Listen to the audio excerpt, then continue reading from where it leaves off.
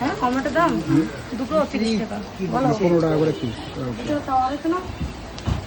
হ্যাঁ যোগ করতে ছড়া দেবো? তো মিষ্টিটা যেতে পারছো? তার মানে কি ওভেনটা ঠিক করতে দিয়েছি যার জন্য এরকম অবস্থা।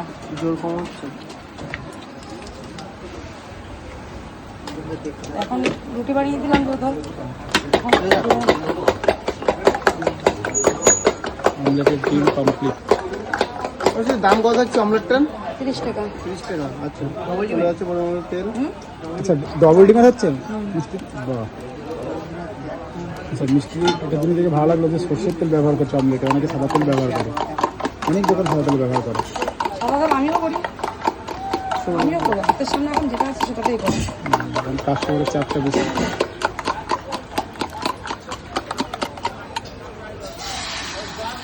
চলে গেলো ডবল ডিমের অমলেট। পুরো এক প্যান হয়ে যাবে। চাদরটা খুলে রেখে দাও।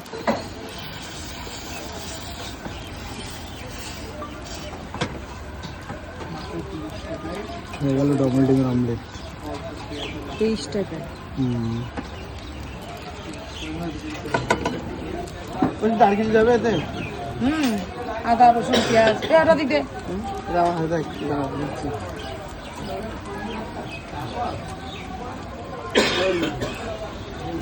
কেউ চাইলে সিঙ্গেল ডিমও নিতে পারে, তাই তো? কমপ্লিট হয়ে গেল ডবল ডিমের অমলেট। ডিমটা ফোন করার জন্য একটাই হবে নাকি? না একটা হবে? একটাই হবে। ডবল ডিম এখানে দুজন খাবে, একবারে বানিয়ে দিলাম। আচ্ছা বাহ গুড। এটি দুটো করে ভেজে নেওয়া হচ্ছে। বড় গ্যাস না, কি হলো? ওদিকে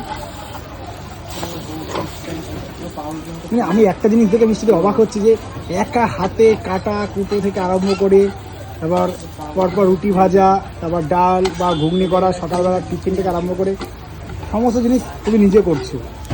করছো কীভাবে এটা? হয়ে যাচ্ছে, তারপর তোমার হাজব্যান্ড আছে করে দিচ্ছে আমাকে তেল। আচ্ছা এখানে এখানে এখানে এখানে এখানে।